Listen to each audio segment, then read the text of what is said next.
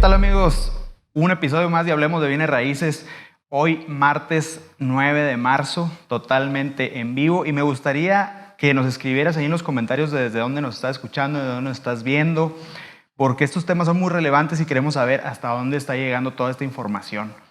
Y fíjense que hoy traemos un tema muy especial. Hoy hablaremos acerca de los problemas patrimoniales con expertos en la materia. En esta ocasión invitamos al licenciado Jesús Mata, juez tercero familiar, y le doy la más cordial bienvenida a Jesús. Gracias, ¿Cómo estás? Estimado amigo ingeniero César Peña. Gracias por la invitación. Agradezco mucho que se me haya tomado en cuenta para tocar estos temas patrimoniales, y con mucho gusto estamos aquí para platicar en lo que podamos servir. Pues fíjate que estos son temas de todos los días. Y qué mejor que tú me puedes decir que no sé cuántos casos reciben ahí en los juzgados. Y las preguntas que tengo anotadas, por cierto, son preguntas que nos hacen todos los días. Y mucha gente tiene la mala información. Y bueno, pues no sabemos de leyes, no somos abogados, no estudiamos leyes. Y nos gustaría, este canal lo hicimos precisamente para eso, para poder darle la información a todas esas personas, la información pública a todas esas personas que lo necesiten, que lo requieran. Y fíjate que hoy quiero empezar con una pregunta que nos ha hecho mucho la gente, y es: ¿qué dice la ley acerca de la repartición de los bienes en un divorcio cuando están casados en sociedad conyugal o en separación de bienes? Y esta es una pregunta muy importante para todas las personas que están sufriendo la ruptura de un divorcio y que les falta esa asesoría. Y como aquí hablamos de bienes raíces, pues también queremos que tengan esa información. Muy bien, César. Claro que sí, con mucho gusto.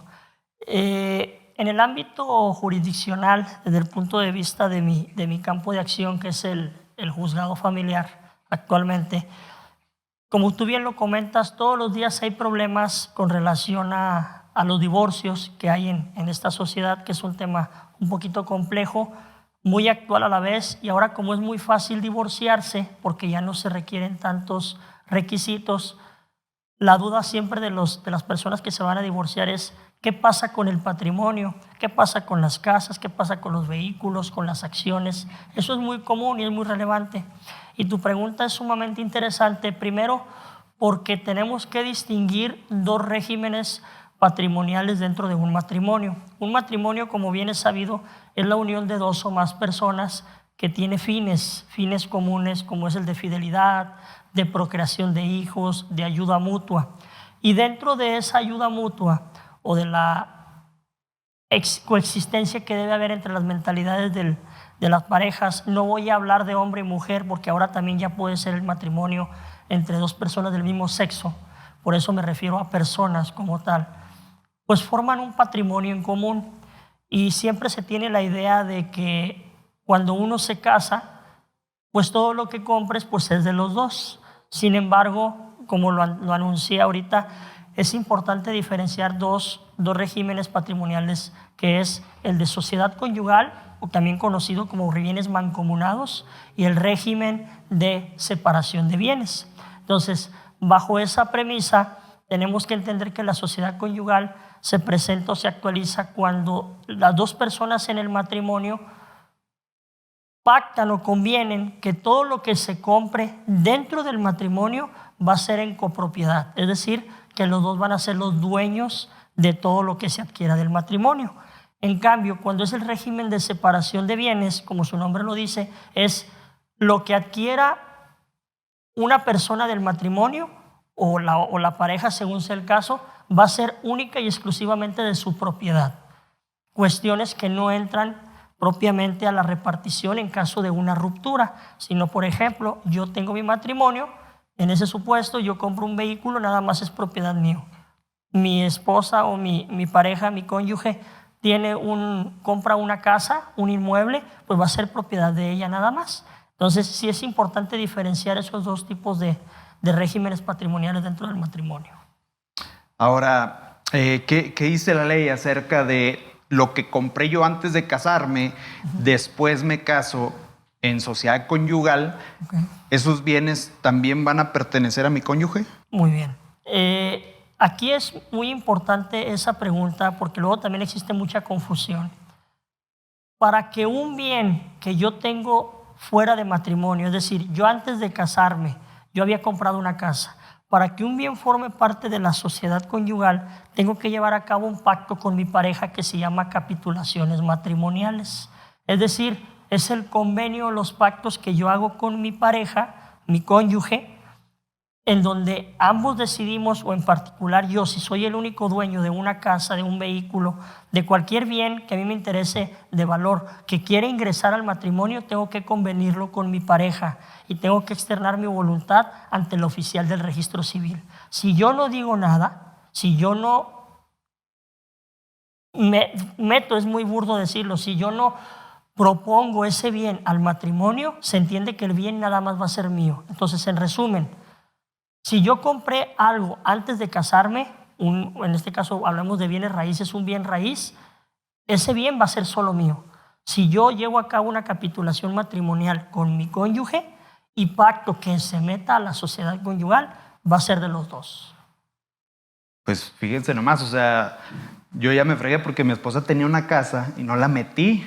No, no es cierto. Pero es importante saberlo. A lo mejor estamos dando armas aquí, pero es importante saberlo porque yo cuando me casé yo no lo sabía. Digo, no tenía nada, ¿verdad? De buenas. Pero no lo sabía y hasta ahorita que lo estás mencionando tú, y mucha gente no lo sabe. Ya ahorita, mañana o el día, en estos días, alguien ya va a decir, yo vi que lo podía meter.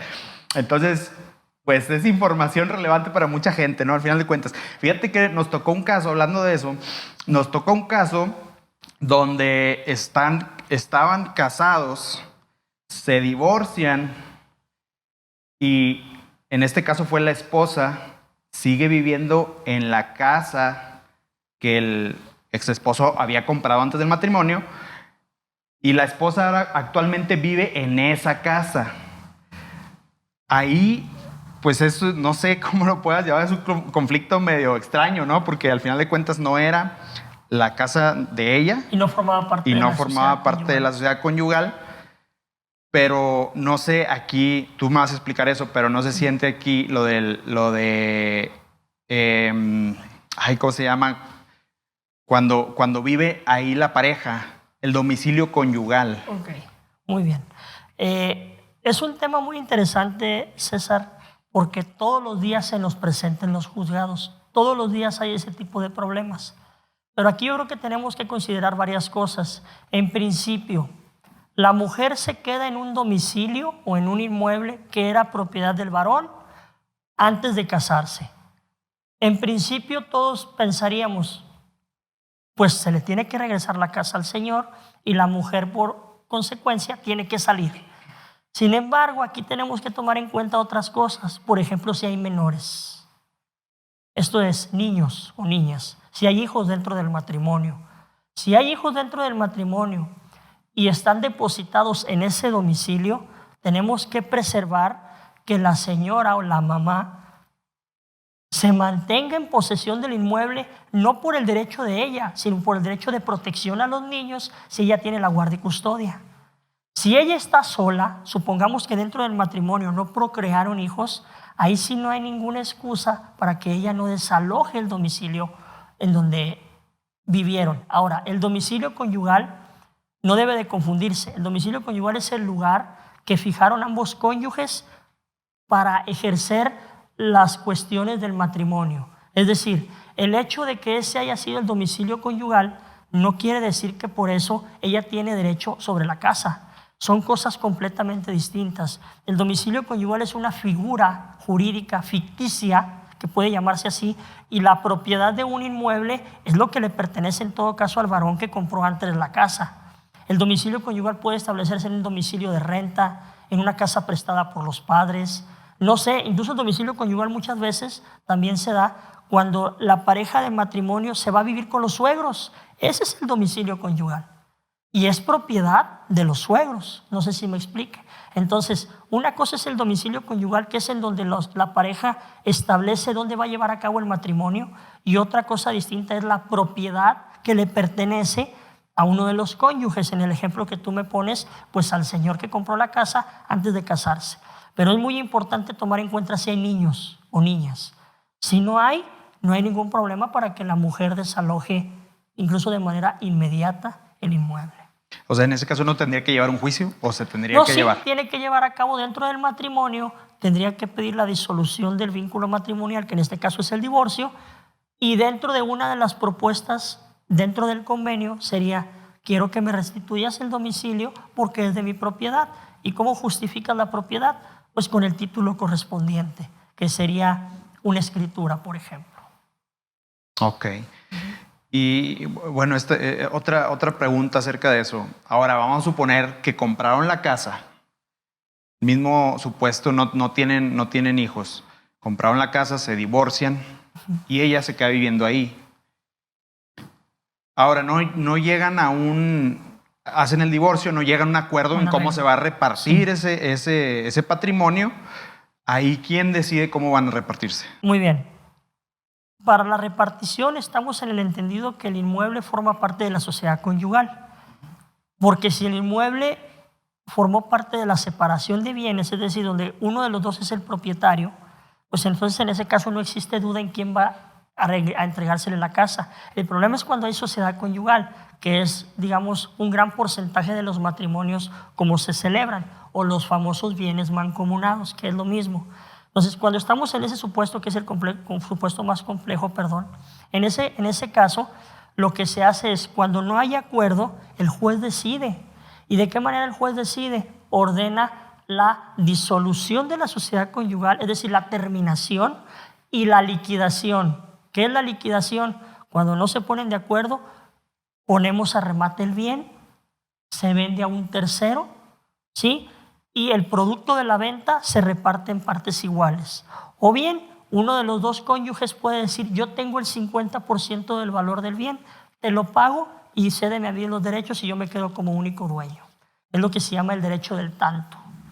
En este caso, obviamente, se tiene que hacer un avalúo y se vende al valor avalúo, pero el juez decide si se va a vender en ese precio o hay un tiempo. O decir, no, pues si en un año no se vende en el precio que salió, pues lo vamos a vender más barato. Muy bien, ahí entran las reglas de la venta forzosa o compraventa forzosa. ¿Qué es? Es el remate judicial, o lo que conocemos como la subasta.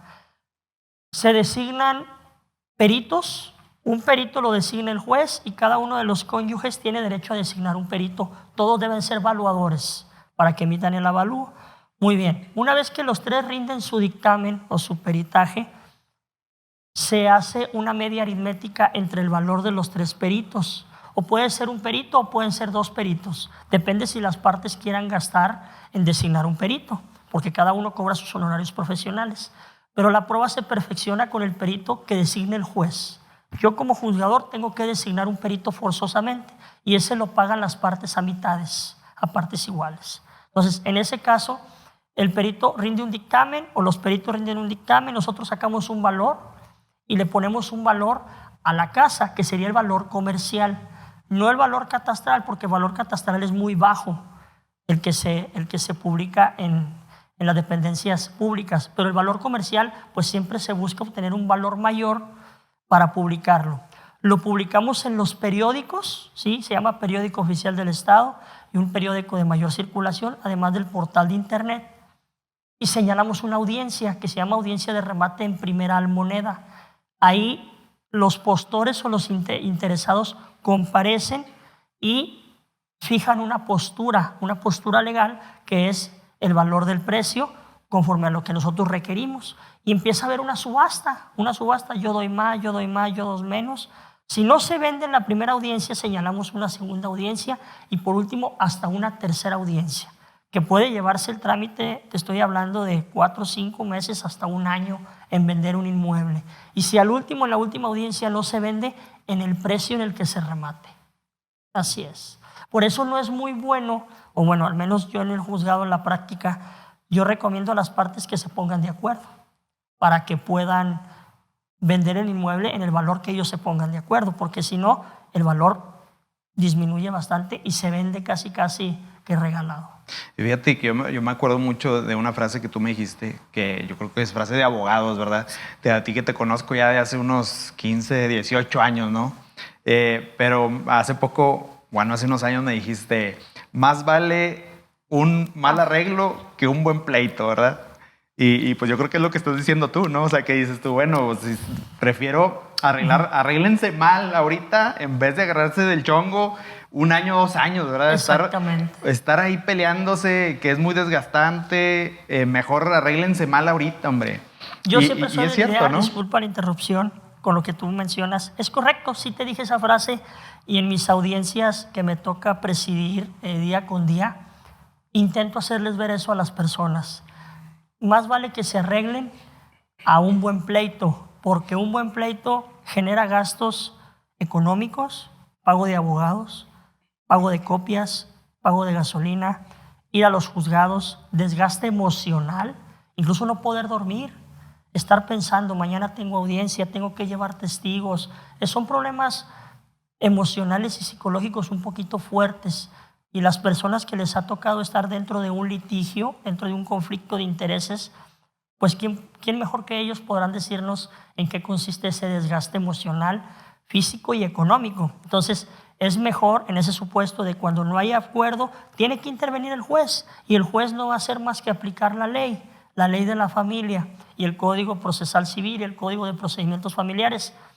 No inventamos el hilo negro, las reglas ahí están.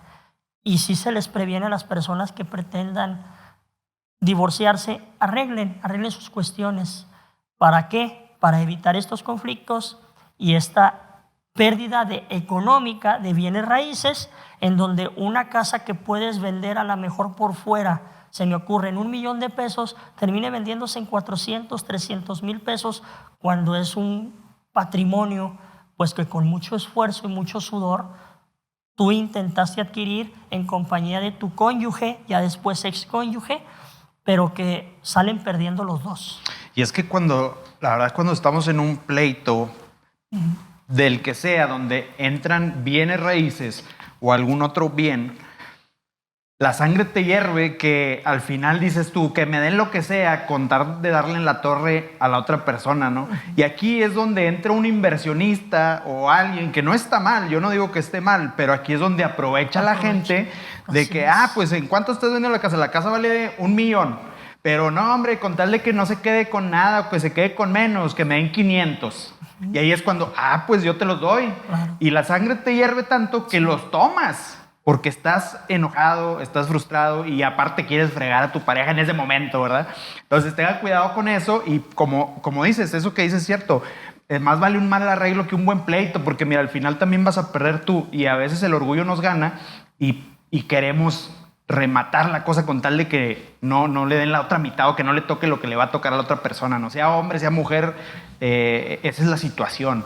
Incluso como, interrumpiendo un poquito a eso, es lucha de poderes, el hecho de decir yo gané, se hizo lo que yo quería, eso es sumamente importante y a veces tenemos que ceder y ver dentro de un acuerdo en ganar, perder, yo cedo, tú cedes, ¿para qué? Para que a los dos nos vaya bien y sobre todo en el ámbito de bienes raíces, que si algo vale en esta vida y por lo cual muchos luchamos es por tener un patrimonio. En este caso una casa, un bien raíz que precisamente es para lo que tú me invitaste aquí a platicar. Sí, pues yo te invité porque yo sé que tú tienes mucha experiencia, te conozco desde hace muchos años y yo sé que te encanta esto de las leyes y que te fascina, y a la gente que le pregunto de él saben quién es Jesús Mata, o sea, saben quién es el licenciado Jesús Mata, alguien dedicado, alguien que le gusta lo que hace. Conozco abogados que están ahí porque tienen que estar, pero no les gusta lo que hacen, pero tú eres una persona que considero muy profesional, muy ética y que en realidad te gusta hacer esto. Y fíjate, otra pregunta es, si a mí mis padres me dan una herencia, un terreno, llámese terreno, casa, rancho, lo que sea, ¿mi cónyuge también es dueño de ese patrimonio? Muy bien. En principio, César, lo que son las herencias y las donaciones, personas que nos están viendo, porque luego se tiene mucho esa confusión, lo que son las herencias y las donaciones son los regalos, no entran en la sociedad conyugal o no entran al matrimonio. Esto es importante, no entran.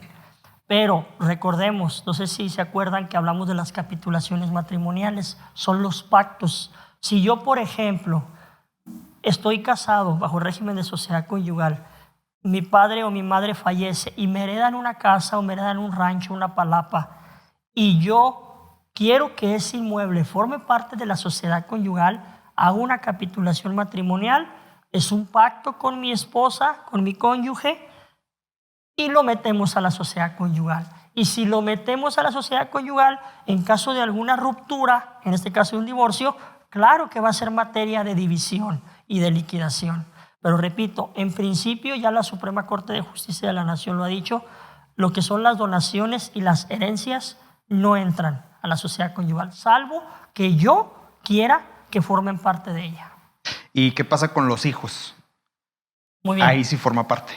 Los hijos que se queden con la sociedad, o sea, sí, claro, si yo llego a fallecer en ese caso, pues sí, ellos sí heredarían mi parte, o más bien el inmueble que me heredaron. Es correcto, ahí en ese caso sí. Y los hijos nunca quedan desprotegidos, siempre hay que protegerlos con alimentos, ¿verdad? Que son una de las obligaciones que tienen los padres con relación a los hijos, y dentro de los alimentos está la habitación, que es un bien raíz, una casa. Ok, fíjate, otro ejemplo que por ahí nos han hecho llegar, o situaciones que nos han hecho llegar muy constantemente, es, ¿sabes qué? Falleció mi hermana o falleció mi hija, pero nunca se casó, nunca tuvo hijos y tiene una propiedad. ¿Qué onda con esa propiedad? Muy bien. Si fallece mi hermana, nunca se casó, ni tuvo hijos, aquí nos vamos a las reglas. Aquí es importante ver si hay o no testamento, ¿sí? Si hay testamento, si la hermana en este supuesto dejó un testamento, vamos a respetar la voluntad del autor de la sucesión, lo que comúnmente se le llama como de cuius. Si hay testamento, ahí sí no hay ningún problema. El problema surge cuando no hay testamento. Ahí nos vamos a las reglas de la sucesión legítima o sucesión intestamentaria, es decir, sin testamento. Y ahí hay un artículo en el Código Civil, que es el artículo 1043, que nos dice las reglas de cómo se hereda cuando no hay testamento. La primera fracción o el primer supuesto es, nos heredan cuando no dejamos testamento, primero los hijos o los descendientes. En este supuesto que tú me mencionas, mi hermana no tenía hijos, muy bien, lo excluimos. En segundo término, heredan los cónyuges, compañero civil o concubino. Tampoco se casó mi hermana, excluimos la segunda fracción. A ver, tiempo ahí. Mencionaste Sí. Concubino. O sea, no se casó, pero tenía una pareja sentimental que vivía ahí. Exactamente. O sea, ¿él entra ahí también? Claro, el concubino es heredero en caso de que tú fallezcas, hiciste una relación marital con una persona. ¿Cuáles son las reglas para justificar el concubinato? Haber tenido más de 3 años viviendo con esa persona, o bien tener un hijo en común. Gozar de una fama pública, es decir, que todo mundo te conozca como, mira, a lo mejor no es tu esposa, tu esposo, pero llegas a una fiesta, vas al cine, vas a un restaurante, llegas a una boda, simplemente en la colonia, en el barrio. Oye, tu esposa, sí, no es mi esposa, pero parece que fuera mi esposa.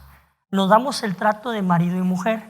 Y por último, que no haya impedimento para contraer matrimonio, es decir, que yo no esté casado o que mi pareja no esté casada. Si está casada ella o estoy casado yo puedo tener así 20 años, y esto es muy recurrente. Puedo tener 20 años con mi pareja viviendo, pero se consideraría como amaciato, porque yo estoy casado. Entonces, es importante no tener impedimento para contraer matrimonio.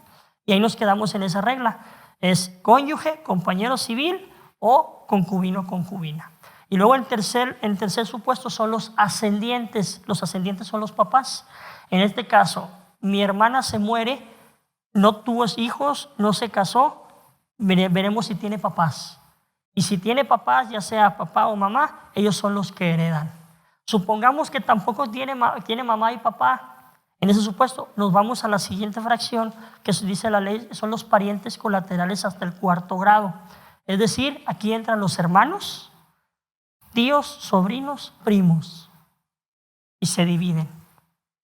El más cercano excluye al más lejano. Y por último, no tienes ningún pariente, no tienes hermanos, no tienes primos, estás solo en este mundo, hereda el Estado. la asistencia social del Estado. Así es. Y te ha tocado, bueno, no sé si se puede tocar aquí el tema, pero ¿te ha tocado algún caso así? O sea, que llegue hasta el Estado. Pues que llegue hasta el Estado, o ¿cuál es lo que más te ha tocado? Que diga, no, hombre, el tío fue el que... ¿El primo? El primo. Alcanza hasta el 4º grado. ¿Y cómo se entera el o primo? Sobrino. No, pues fallece y pues nadie reclama la herencia. Y me ha tocado ver que los primos y los sobrinos ahí andan todavía intentando heredar. Como sopilotes ahí. Sí, pero estamos en el entendido de que no hubo hijos, no hubo esposo, esposa. O sea, todos los primeros supuestos que yo mencioné, tienes que estar completamente solo en este mundo. Tampoco tuvo hermanos, tampoco tuvo personas más cercanas, un tío. O sea, ya para querer el sobrino es porque... Oye, pero el primo así, no, yo siempre cuidé de mi primo, siempre. Que luego sucede eso también. Siempre, lo quise mucho. Y no, nunca lo había visto. Y nunca lo había, ni lo conocía. Se enteró, ni lo conocía, pero se enteró. Y se enteró. Oye, se me hace que te va a tocar a ti, ¿eh? Trucha. No, pero pues la verdad, no, es lo más que me ha tocado, pero es muy difícil. Es muy difícil. Siempre hay alguien cercano que disputa la herencia. Entonces, el dinero... Nunca te ha tocado al Estado. Al Estado no, ninguna. Lo que me ha tocado al Estado es que a veces el Estado viene como acreedor. Una vez me tocó Secretaría de Hacienda diciendo, el fallecido me debe dinero y que le cobra. Pero ese ya es otro supuesto. Fíjate, pues son temas súper interesantes y todavía tenemos tiempo. ¿Sí? Fíjate que otra pregunta que me gustaría hacerte, y esto es muy común en Saltillo o en cualquier ciudad, yo creo que es muy común que la raza se mete a casas que están deshabitadas. Y entonces ahí la raza dice, ¿y ahora qué sigue? ¿Qué hago? Hay gente viviendo en mi casa. No, ya fui y me dijeron, no me voy a salir y hazle como quieras.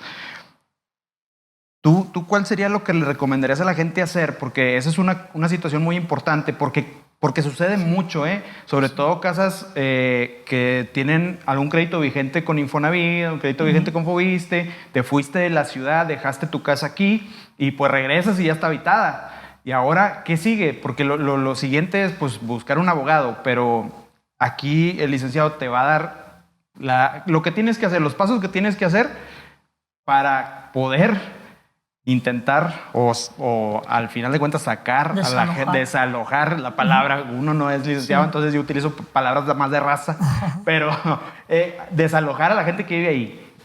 Muy bien, es una pregunta creo yo que muy relevante porque como tú bien dices, es muy común que a lo mejor yo compro un inmueble y a lo mejor lo quiero ir yo poco a poco acondicionando.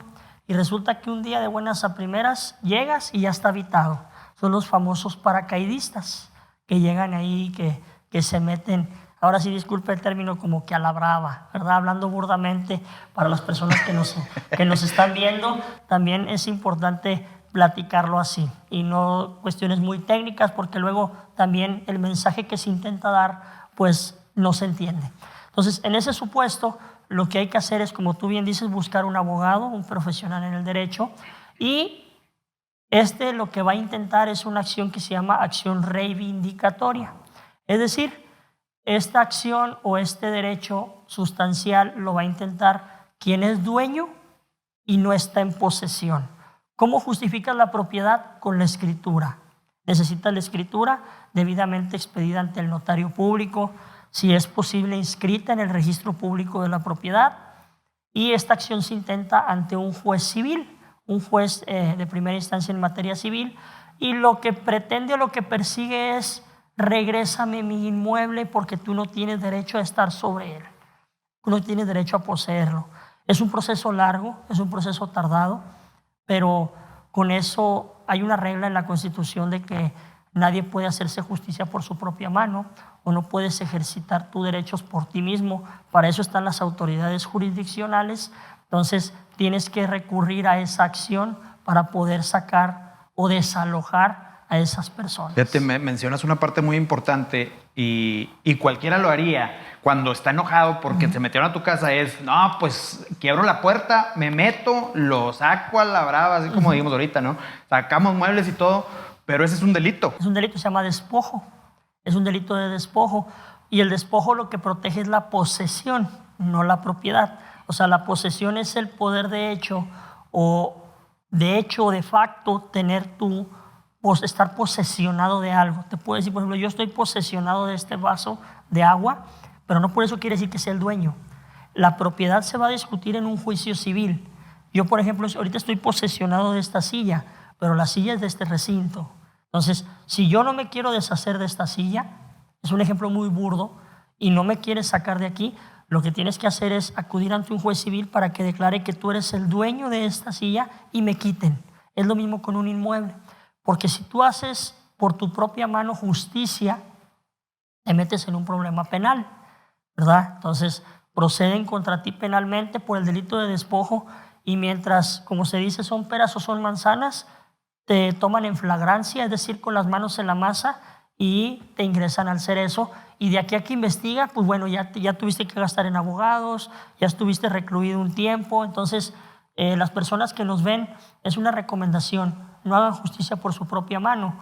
Utilicen de los recursos legales que nos prevé tanto el Código Civil, el Código Penal, las leyes aplicables al caso, y no generen problemas, porque luego, además de una desposesión, pues luego ya vienen problemas de lesiones, homicidios, donde se están peleando por los terrenos o por las casas, y pues ya se pasa a un problema mayor cuando simplemente podía resolverse a través de una manera civilizada o por medio de una autoridad jurisdiccional competente para ello. Pues fíjate, sí da coraje obviamente que se metan a tu casa y que la estén habitando y que aparte tú la estés pagando, porque muchas de estas casas que están solas se siguen pagando.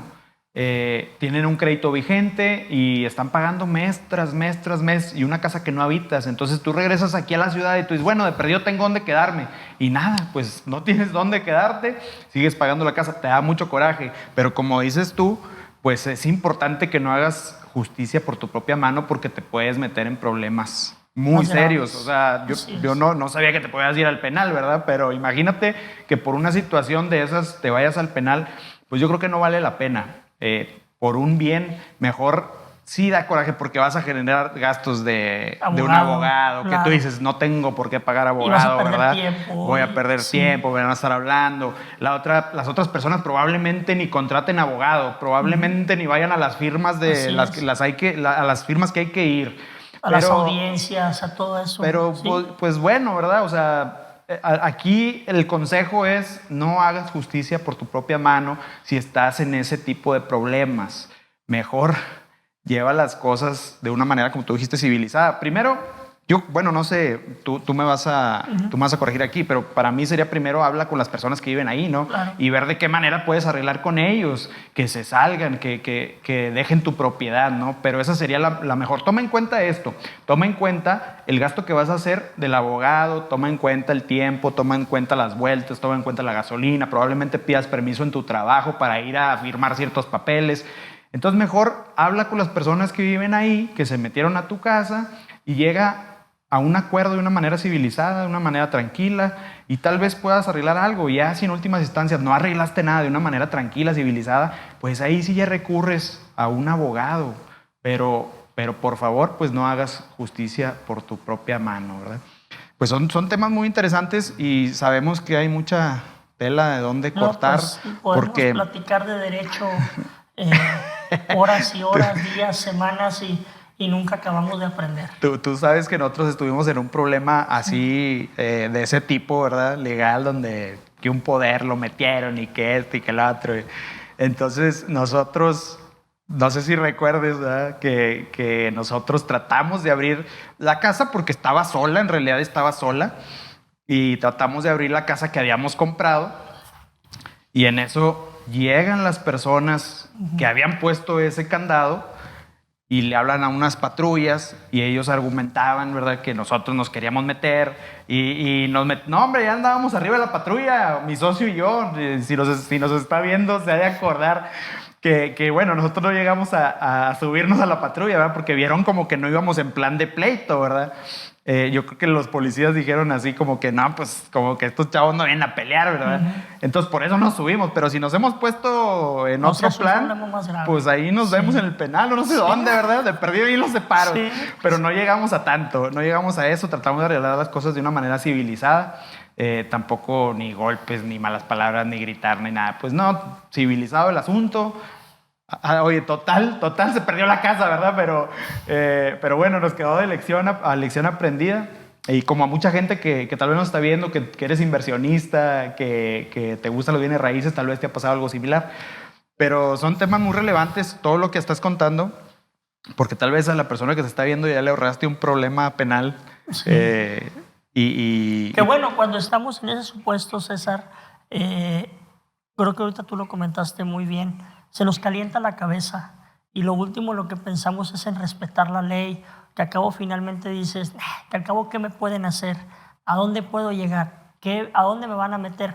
Y pues créanme que si es importante esto tomarlo en consideración, respeten la ley y respeten a las autoridades, porque a lo mejor puedes hacer algo y no se dan cuenta y tú consideras que es un crimen perfecto, pero al final de cuentas todo sale a la luz.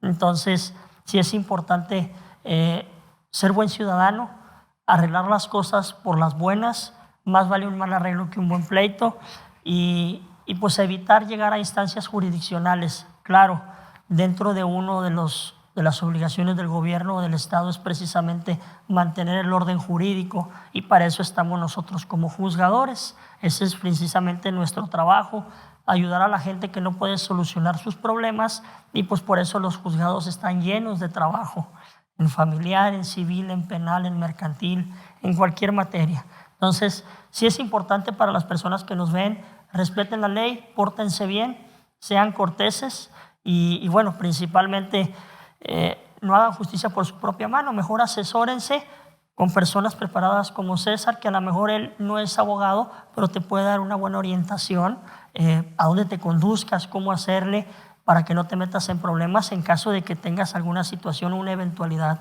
con alguna de tus propiedades. De perdido te digo a dónde ir, porque resolverte el problema no te lo voy a resolver, pero te digo con quién ir. De perdido con quién te dirijas. De perdido con quién te dirijas, ¿verdad? Pero sí es importante todo lo que dices, todo lo que mencionas. Y pues nos dio un gusto tenerte aquí. Gracias por tu tiempo. Yo sé que ahorita vas a regresar a chambear, pero me dio mucho gusto que aceptaras la invitación, que le dieras todos esos consejos a la gente que nos está viendo. Y pues no sé, un último mensaje que quieras decirle a la... Gracias por la invitación, César. Te conozco de hace muchos años. La gente que nos está viendo, de igual manera le agradezco aquí al ingeniero César Peña por la invitación y bueno, fue un gusto haber platicado de estos temas tan interesantes y esperemos que sea de ayuda mi poquito conocimiento, lo poquito que yo sé, transmitírselos a ustedes para que puedan hacer bien las cosas y sobre todo puedan resolver sus cuestiones personales. Excelente, pues muchas gracias a todos por habernos visto, escuchado en este martes. Otra vez información relevante para ti, que te gustan los bienes raíces, para ti, público en general. Ya viste, ya nos dieron un consejo si tienes algún problema de este tipo. Ya sabes lo que no hay que hacer, ya sabes lo que hay que hacer. Y pues trucha ahí con eso, ¿no? No vayas a caer en más problemas de los que a lo mejor ya estás metido. Entonces te vemos el próximo martes con el licenciado Francisco Aguirre de la Notaría número 4, es notario público número 4. Estaremos hablando de cosas muy relevantes también para todas esas personas que cuentan con un bien raíz. Nos vemos en la próxima. Gracias por conectarte con nosotros. En Inmobiliaria Caixa trabajamos día a día para superar las expectativas de servicio en las operaciones de compraventa de bienes raíces. Tenemos 3 servicios principales. 1. Intermediación inmobiliaria. Lo hacemos de forma personalizada de acuerdo a las necesidades de nuestros clientes, cuando desean comprar, vender o rentar alguna propiedad, buscando su mayor beneficio. Si la propiedad aún la deben Infonavit, al banco, a Foviste, si está vandalizada, etc. 2. Administración de rentas, donde brindamos un servicio jurídico de alta calidad para los arrendamientos seguros de sus propiedades. 3. Construcción. Iniciamos la construcción de viviendas en diferentes zonas de la ciudad. En Ecaixa construimos futuro, orientando a nuestros clientes a tomar decisiones sabias para aumentar su patrimonio. Ya lo sabes, si se trata de comprar, vender o rentar, Ecaixa es tu mejor opción.